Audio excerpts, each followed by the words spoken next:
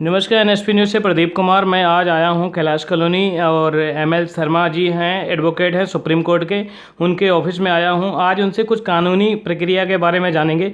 138 के केस के बारे में जानते हैं। सर, अपना नाम बताइए।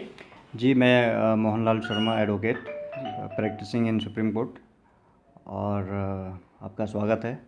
बताएं क्या जानना चाहते हैं। सर, 138 केस के बारे में जानकारी लेनी थी। अगर किसी का चेक बाउंस होता है तो उस पर क्या प्रक्रिया होगी?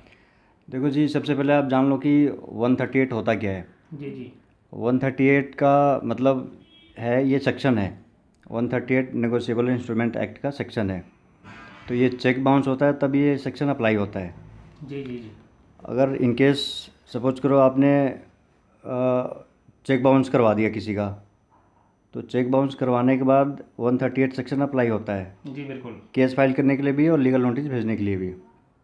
तो सबसे पहले आप जब चेक बाउंस होता है तो बैंक से आपको रिटर्न मेमो मिलता है। तो रिटर्न मेमो आप बैंक से जब ले लेते हैं, जी जी तो उस रिटर्न मेमो के लेने के बाद विदिन 30 डेज़ 30 दिन के अंदर आपको लीगल नोटिस एडवोकेट के थ्रू भेजना होता है। भेजना पड़ता है। हाँ, from the date of return memo of the bank. Bank. ठीक है। उसके बाद आप क्या करेंगे, उसमें 15 दिन का टाइम देंगे लीगल नोटिस में। जिसका चेक है उसको टाइम देंगे, भाई 15 दिन में आप चेक अमाउंट है वो आप पे कर दो। पे कर दो। अगर वो नहीं पे करते हैं तब आप आगे की प्रोसीजर फॉलो करेंगे कोर्ट में जाने के लिए। जैसे जब चेक बाउंस हो जाता है तो कब फाइलिंग की जाती है? देखो जी, जब चेक बाउंस हो गया उसके बाद आपने रिटर्न मेमो ले लिया, जी जी बिल्कुल। फिर आपने लीगल नोटिस भेज दिया विदिन 30 डेज। जी जी बिल्कुल। लीगल नोटिस भेज दिया, उसके बाद आप 15 दिन का टाइम देते हैं लीगल नोटिस में। जी लीगल नोटिस में अगर 15 दिन एक्सपायर हो गया, जब उसको मिलता है legal notice from the date of receipt of the legal notice, जी जी तब से 15 दिन आप काउंट करो। 15 दिन में आपको पैसे दे दिया तो ठीक है, जी नहीं तो उसके बाद फिर आप 15 दिन एक्सपायर होने के बाद आप कोर्ट में 138 का कंप्लेंट फाइल करने की तैयारी करेंगे। जी उसके बाद वो कंप्लेंट आप फाइल करेंगे विदिन 45 डेज। Within 45 days. 45 दिन के अंदर आपको कोर्ट में मजिस्ट्रेट के सामने 138 का कंप्लेंट फाइल करना होता है from the date of receipt of the notice. Notice के बाद लीगल नोटिस रिसीव होने के 45 दिन के बाद आपको फाइल करना पड़ता है कोर्ट में कंप्लेंट। शर्मा जी, अगर जैसे कि अगर 45 डे के बाद अगर कोई कुछ उसका नहीं कर पाया, उसके बाद क्या करता है? हाँ जी, बहुत अच्छा सवाल पूछा आपने।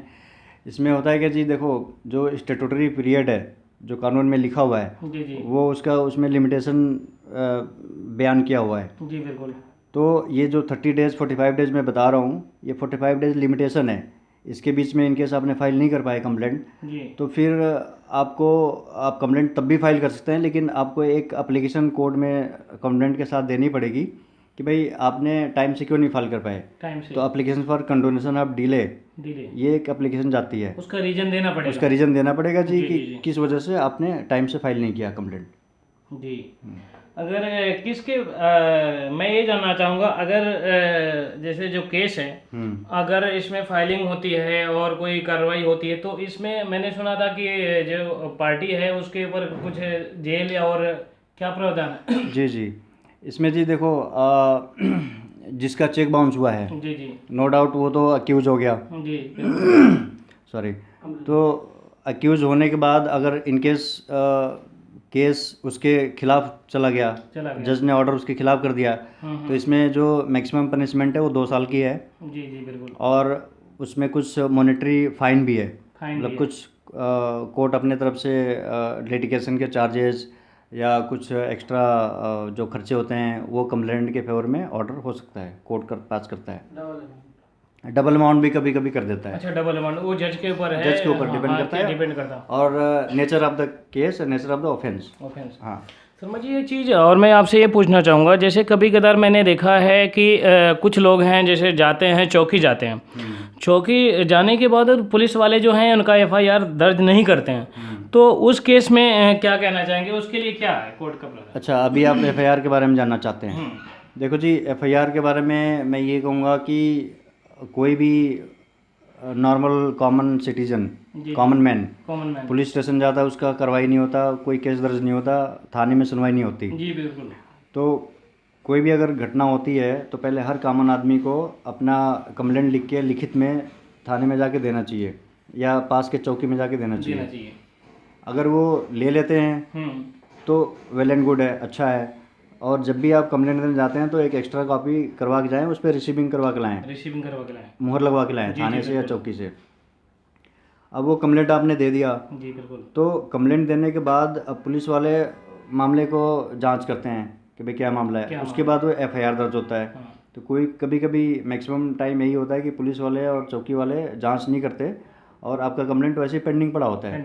फिर आप क्या करेंगे, फिर आपके पास रास्ता होता है कि आप एक प्रोविज़न है हमारे कानून में सीआरपीसी में 156(3) 156(3) जिसको बोलते हैं, आप उस प्रोविज़न को इन्वोक करके और आप मजिस्ट्रेट के पास एक एप्लीकेशन फाइल कर सकते हैं। उसमें आप लिखेंगे कि भाई हमारा कंप्लेंट दिया हुआ है और सुनवाई नहीं हो रही है, थाने वाले काम नहीं कर रहे हैं, पुलिस वाले इन्वेस्टिगेशन नहीं कर रहे हैं, एफआईआर दर्ज नहीं कर रहे हैं, तो लिहाजा हमारे को कोर्ट ऑर्डर दे, डायरेक्शन दे थाने को कि हमारा इन्वेस्टिगेशन करो, एफआईआर दर्ज करें। जैसे कि 156 के तहत आप बता रहे हैं, हाँ। अगर 156 के तहत उसमें उनको एफआईआर लेना पड़ेगा ना? हाँ, उनको लेना पड़ेगा। कोर्ट क्या करती है कि पुलिस को डायरेक्शन देती है, भाई मामले को देखो, इन्वेस्टिगेशन करो और रिपोर्ट हमारे सामने पेश करो। जी। जज ये बोलता है जी। तो जज जब रिपोर्ट देख लेता है उसके बाद जज बोलता है कि भाई हाँ इस केस में केस बनता है, इसमें कुछ ऑफेंस हुआ है, तो वो आईओ को या थाने वालों को, एसएचओ को डायरेक्शन देगा कि भाई आप इसमें एफआईआर दर्ज करो, आगे की कार्रवाई करो और जो इसमें गुनहगार है उनको सजा दिलाओ। हाँ। शर्मा जी, एक और सवाल है मेरे आपसे कि जैसे अभी जो डिवोर्स होता है, डिवोर्स फाइल में क्या प्रक्रिया है, थोड़ा उसके बारे में बस। देखो जी, डिवोर्स तो आजकल बहुत केसेस चल रहे हैं। जी बिल्कुल, फैमिली कोर्ट पूरी भरी रहती है। बिल्कुल। और जहाँ तक डिवोर्स है, डिवोर्स दो तरह के होते हैं जी। एक तो होता है म्यूचुअल से। अच्छा, म्यूचुअल से। म्यूचुअल का मतलब कि हस्बैंड वाइफ दोनों डिवोर्स चाहते हैं। दोनों चाहते हैं रजामंदी से। रजामंदी से। जी। तो अगर वो रजामंदी से डिवोर्स चाहते हैं तो दोनों जॉइंटली पिटीशन फाइल करते हैं कोर्ट में, फैमिली कोर्ट में। तो वो 6 महीने मैक्सिमम पीरियड होता है। 6 महीने में म्यूचुअल डिवोर्स का ऑर्डर पास हो जाता है। और जिसमें दोनों रजामंदी ना हो सर, उसके जिसमें जी देखो, अगर दोनों रजामंदी नहीं है तो जाहिर है कोई एक ही बंदा चाहता है डिवोर्स, तो एक ही आदमी जाएगा। जी या तो हस्बैंड जाएगा या तो वाइफ जाएगी। सॉरी। तो जो भी जाएगा केस फाइल करने तो अपने तरफ से फाइल करेगा, उसको बोलते हैं कंटेस्टिंग पिटीशन। तो कंटेस्टिंग में कोई एक ही जाएगा तो वो लंबा चलता है केस, 2-4 साल, 4 साल, 5 साल, ये इतना टाइम ले लेता है। और उसमें भी फिर उसमें सारे प्रोसीजर फॉलो करने पड़ते हैं, सारा ट्रायल चलता है, गवाही, हाँ एविडेंस होता है, गवाही होती हैं, सब कुछ होता है। उसके बाद जाके उसमें देखा जाता है कि भाई हाँ इसमें ग्राउंड है डिवोर्स का कि नहीं है, उसके हिसाब से वो जज ऑर्डर पास करता है डिवोर्स का। अच्छा, डिवोर्स का ऑर्डर पास काफ़ी कितना समय लग जाता है? अगर ये 2 साल, 4 साल, 5 साल कुछ कह नहीं सकते। अच्छा, कुछ कह नहीं सकते। कुछ कह नहीं सकते। धन्यवाद sir. Thank you. NSP news से प्रदीप के साथ।